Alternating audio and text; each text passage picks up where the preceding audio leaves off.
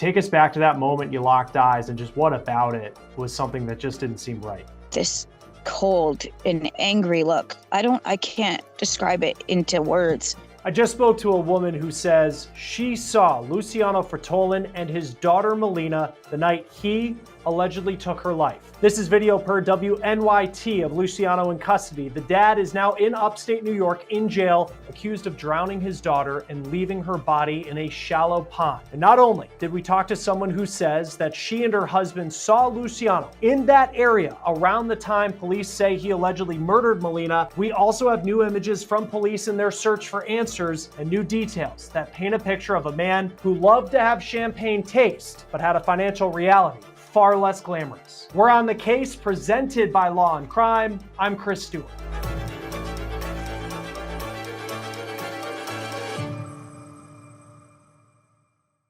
We have a lot to unpack in this interview we just did with a woman who says she saw Luciano Frattolin the night he allegedly killed his daughter. She says they passed by him on the side of the road around the time police say he allegedly killed Melina Frattolin in the area where the authorities would eventually find her body. Now, before I get to what she had to say, which I will do in just a moment, I want to show you these new pictures that were put out by New York State Police of the vehicle that Luciano and Melina Frattolin were riding in during their 10-day vacation. This is a part that I am really struggling with this week, that all of this happened on what was supposed to be the final day of their father-daughter trip to New York and Connecticut. The two of them were visiting from Montreal. Now, yesterday, New York State Police revealed the findings of an autopsy of young Melina. They say she died by drowning. Police say they found her body in a shallow pond in a wooded area of Ticonderoga, New York, a small town in upstate New York along the Vermont border. Her father was the one who called 911 the night prior. He allegedly made up a wild story that his daughter had been kidnapped, that he pulled over to the side of the road as they were making their way back to Canada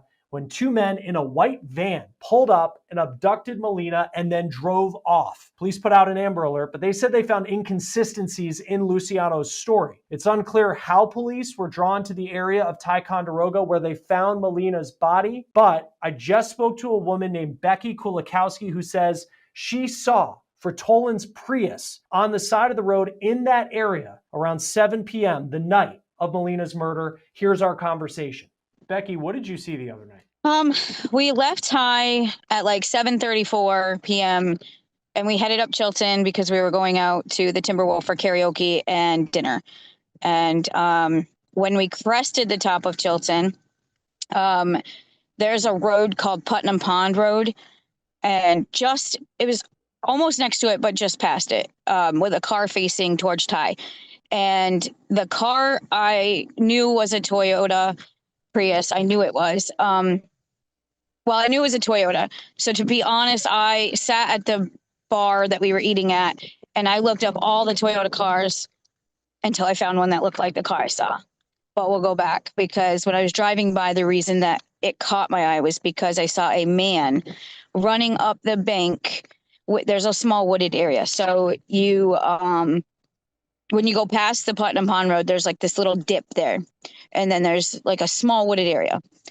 And a man was running up the hill and he was sweaty and we locked eyes and he had on a dark blue shirt and jeans. And I really swore that the car was blue, but my husband, who was my passenger, said, no, the car was slate gray. And he also saw a little girl too. But I looked at him and I said, well, that was odd. And he's like, why is it odd? I'm like, well, there's a man that's got out of state plates. Why is he running up the hill from the woods? Like, that's weird. And he's like, maybe he was just taking a leak, like just got a kid with him. Maybe they're on a vacation or something, And I'm like, okay, whatever. I overthink things all the time. So we just kept going. But it still wasn't sitting right with me. And when we got there, we waited about 15 more minutes and my son showed up. And I had talked to him too about it because it still wasn't sitting right with me. He said that he saw a strange car up by Eagle Lake area that was just parked there. But he described it as like a Subaru car. He's not very good with cars, but it's whatever, neither here nor there.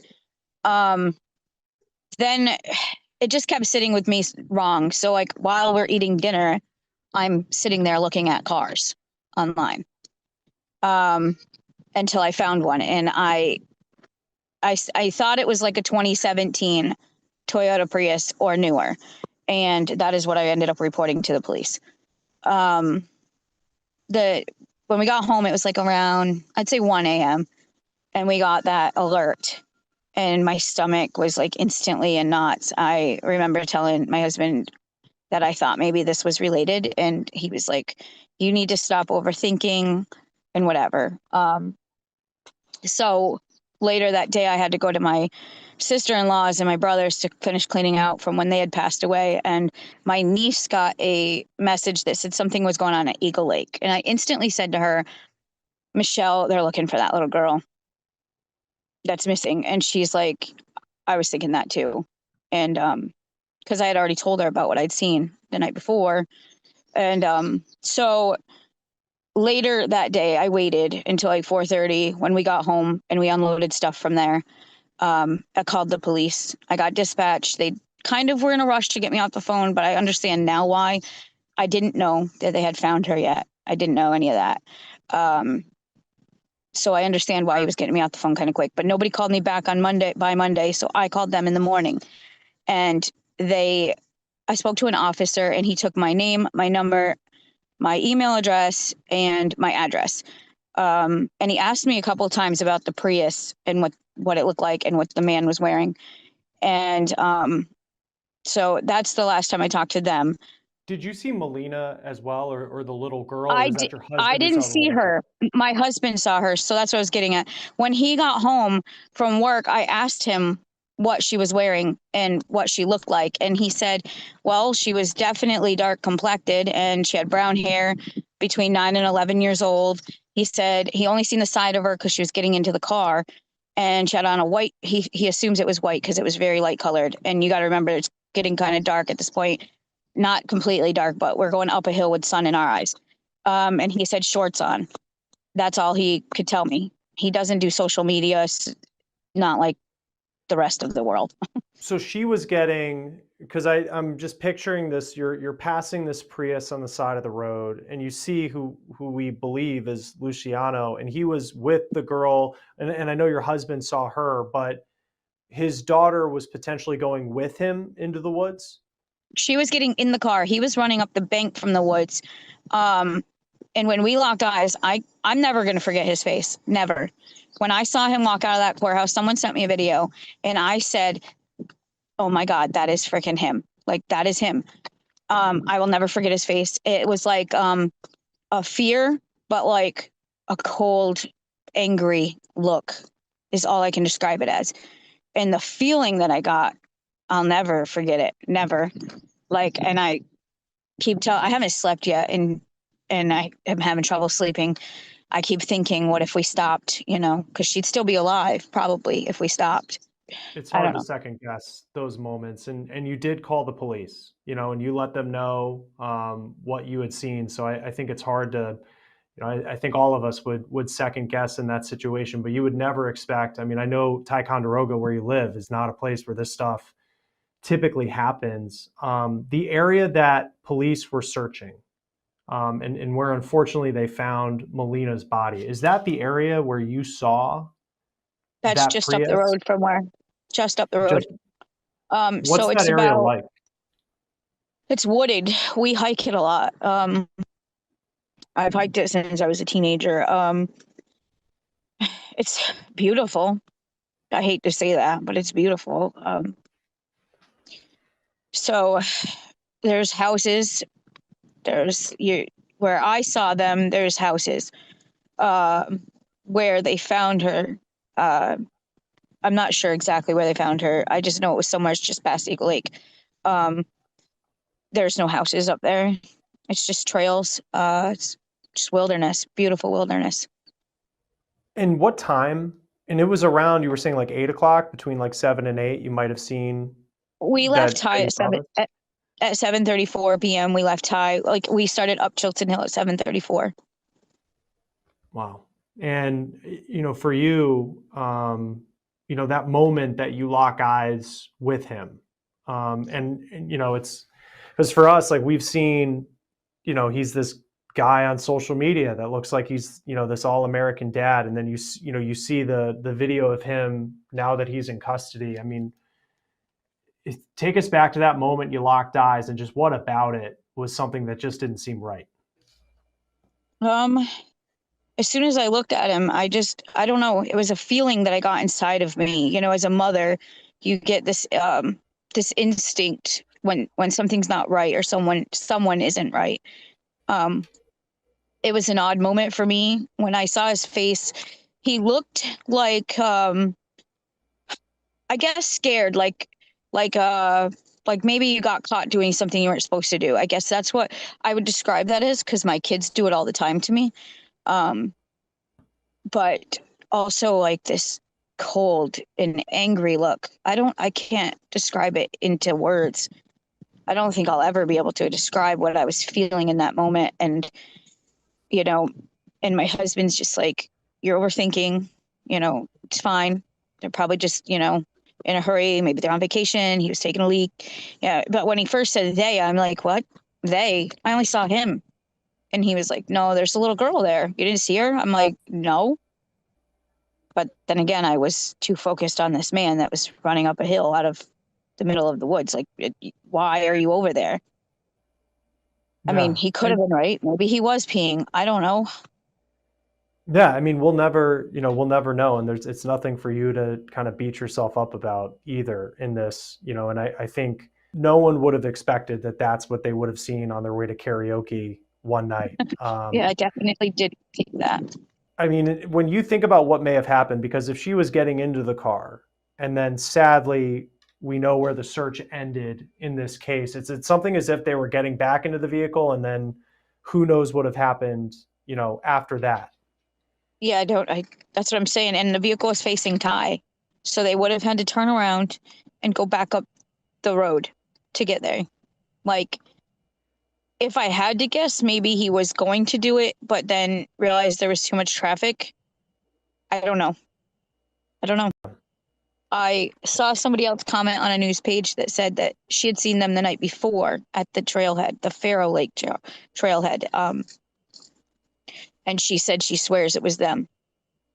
And I'm like, why would you be there the day before and then go back again? It's odd. And for you, where you live, it's an incredibly beautiful part of the country. Saratoga Springs, Lake George, Ticonderoga, where you are along the Vermont border. How has this story impacted your community this week? I think everybody's feeling it in their feels. At the vigil last night, there was a lot of tears, a lot of hugging, a lot of sadness. And I understand not everybody can understand why people are upset over someone they didn't know, but everybody experiences empathy differently, I guess. I think that, as a community, we have seen over the last probably maybe 10 years, we've seen 2 other murders here. I think that we just come together. It doesn't matter who you are or if we knew you or not. It's just how we are. And why was it important for you to be public? And I know you've spoken with other, media outlets to make sure people know what you saw. Why was it important to do this interview? I was honestly going to back out of this one today. But my heart says that I should tell people that they should listen to their instincts. And when your gut is telling you something's wrong, something is probably wrong. Please listen to it, because you don't want to be me second guessing. This is not something to beat yourself up about. You end up calling police, and no one would have known that this is how this story was going to play out. And hopefully your information and what you're telling us and what you've told the police can help them piece together and try to understand what happened. Becky Kulikowski of Ticonderoga, New York, thank you for taking the time to be with us. Thank you for your time. Obviously, you can see a lot of emotion there from Becky over what she saw and the second guessing that she's had after seeing Luciano Frattolin, she says, on the side of the road. Now, this is Luciano Frattolin now. This video is per WNYT. He has pleaded not guilty to the charge of murder. And of course, we have to say he's presumed innocent. But Per the New York Post, he said he could not afford a lawyer and that he was broke. Now, if you've seen his social media, that might be a surprise because this is a man, at least publicly, that appeared to be living the high life. He loved luxury cars, especially Porsches. This was him just 5 weeks ago. There's a video showing him walking through a garage full of Porsches. Now, he also gave the impression that he loved his daughter. This picture is him hugging her at her birthday party, and this was just 3 months ago. Now, it seems that he brought her on vacations around the world to spend time together, and looking at this makes you truly wonder how something like this could allegedly happen. But like in many cases, we are starting to understand that what social media looks like is not what reality looks like. New York State Police say the day after Luciano allegedly killed Melina, he was supposed to turn her over into the custody of his estranged wife. She is who Melina lived with full-time, police say. Now, police have not said what the motive was, but there's another tragic detail in all of this. Because just a couple of hours before she was allegedly murdered, Melina was on the phone with her mom as her dad was driving her back toward the Canadian border. Luciano was listed as a founder of a coffee company out of Canada, and on the company bio page, he called Melina the light of his life. He also reportedly wrote in his bio that in 2019, he went through an unfortunate event that severely impacted his well-being, according to Canadian news outlet City News. Now, it's unclear what he meant by that, but it's important to note 2019 is the same year he became estranged from his wife. At the time of this recording, the coffee company's website and social media are no longer active online. And speaking of his businesses, it appears that Luciano was in some pretty difficult financial circumstances. La Presse is a French-Canadian newspaper, and it's reporting that Frattolin was being sued by a bank for roughly $110,000 American related to unpaid credit card debt. The paper also says that Frattolin operated a bed and breakfast in this building in Montreal, and he used that money by renting it out to pay for his daughter's child support. Now, he reportedly has since sold that property, and he's in tens of thousands of dollars in debt, including $26,000 in rent and $33,000 on the company credit card, according to La Presse. Frattolin reportedly sued his bed and breakfast business partner this year, accusing him of cutting him out of the business and using the company credit card for his own gain. Now, for as much as the personal and professional hardships are painting a picture of a man whose life was falling apart, that still does not explain why he would allegedly kill the girl who, it appeared, he had adored so much. Here, once again, are the pictures of the Prius that Luciano and Melina were in before her alleged murder. Police say the last places they were seen, Saratoga Springs at a restaurant on surveillance camera video at 5:30 p.m. That is just hours before Melina lost her life. Joining us now to talk more about this is retired NYPD detective and co-host of Gold Shield's podcast, Tom Smith. It's always great to have you on Law and Crime. This story, I've struggled with it this week because it's just so awful to see what this man is accused of doing to his own daughter. Let's start with the Amber Alert that the attempted abduction that he talked to authorities about. He calls 911 and he says he pulls over to the side of the road and a white van pulls up as he's going to the bathroom, yanks his daughter out, and they head in the opposite direction. New York State Police did put out an Amber Alert, so they investigated it, but they said that was not something that happened. What would stand out to you if you were one of the investigators responding to that call? Yeah, I understand the Amber Alert because you have to go on what is being told of you, because you don't want to not do it because that ramification is worse. So I understand them putting the Amber Alert out, but you are going to not stop that investigation with just an Amber Alert. I would be very curious of his attitude, his actions, his emotions, and the details of what, took place. The white van, how many times have we heard that? Just randomly come up to you and grab your kid is not a norm. It doesn't happen. So you're going to just keep going down that line of looking at this individual and his story of where they were going, what's going on. And this is just as troubling as they get, Chris. This is heartbreaking and something that detectives have to deal with. And you put your emotions in check and you just keep doing the case. Yeah. And so the story he told was they were on their way back to Quebec. He pulls over to the side of the road to go to the bathroom as they're heading northbound, and a white van pulls up, two men inside, yanks his 9-year-old daughter out, Melina, and it heads southbound. And like one question I would have had was just, how would that van have known that you had a 9-year-old girl in your car at night? So the 911 call is made at 10 o'clock. So it just seemed like, easy to say in hindsight, it was just something that didn't add up from the very beginning. Now you start going into his financial documents, and he was involved in lawsuits, he was in debt, things seemed to be crumbling around him on top of a estranged custody issue that he had. What do you make of some of the information we're learning about him now that all of this is coming to light? Yeah, you know what? It's just all troubling because you can have all the craziness going on in your life you want. You know, a divorce, financial problems, or whatever. It just doesn't justify or make any sense to kill your child. I mean, what's the end game in that? It's just horrible. But, going back to the crime scene, Chris, just for a moment. Yeah. I mean, what's the first thing I'm doing? I'm getting in my car and chasing the van. And while I'm chasing the van, I'll call 911. I'm not going to sit there and wait for the police to show up. While I know the direction the van's going, he gave a description of the van. So what are you doing? I'm jumping in my car and chasing the van, which didn't happen, which would have been my first indication of something not right with this story. But as, you go on, it falls apart, and it fell apart quick, which tends to happen in these. And it's just, again, a heartbreaking story. It really is. And it's just, and to your point on heading south as well, if you're heading northbound, you were just on the road you were going in upstate New York. I mean, the highways are pretty up and down. There's not a lot of, twists and turns that you would make if you were trying to pursue that vehicle that had your daughter in it. Another really just brutal part of this story for me is that the girl calls. So they spend 10 days together in New York and Connecticut doing a father-daughter vacation. And then she calls her mom around 6:30 and she says, "Hey, we're on our way home." And it's like the dad knew, you would have to think at that point, of what he was allegedly going to do.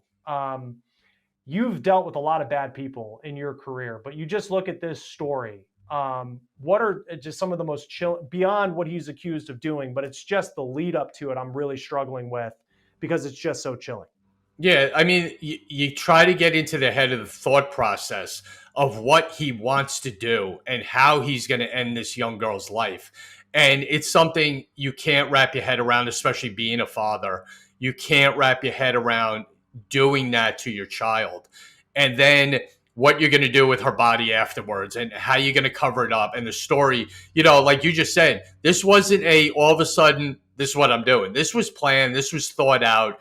This was thought about for, either an hour, a day, or whatever it might have been. But that's the just evilness of this. To do this to your own child is something we can't comprehend, and we never will, because it's so evil and heartbreaking. But, hopefully the evidence is there, the case is strong, and he gets what he deserves. He's charged with second-degree murder, and to your point, it feels like there was a lead up here. It's not something that he just thought of. You have, a time he was going to return the child to her mom, which is, I don't know if it was a custody agreement, but she lived full time, according to police, with her mom. Why is this not first-degree murder? Well, first-degree murder is usually, for police officers or public officials. The second-degree murder is the premeditation, and that it was planned, and hiding her body and everything that went into even after her death, all is encompassing in the second-degree murder charge. So that's the right charge for sure in New York. And then how do you see this? You know how the New York court system works. He's Canadian. Is there any chance he would go back to Canada? No, they're going to hold him here. I don't think there's not going to be anything that they're involved in because the crime was committed here. They may have something to say about it because he's a Canadian citizen, but I don't see that going in any direction for him because he's not getting out. He's not getting out on bail. He's going to be held. So, him leaving or anything like that is not going to really, I think, be in play here. We don't officially have a motive, but as this case goes forward, I mean, do you even really need one if you have the evidence of what he did? And clearly enough, I just, at this point, what does motive really matter? No, I was just going to say that it doesn't matter. The motive of killing her doesn't matter. You did it, or he's allegedly did it. But all the background of it, of the whys, and he was involved in, his financial problems or custody battles, none of that matters. What matters is his actions and what ended this young girl's life. And then going back to, and we've talked about this before, of these, I just find it fascinating when you have people who are accused in these crimes and they thought they were going to get away with it.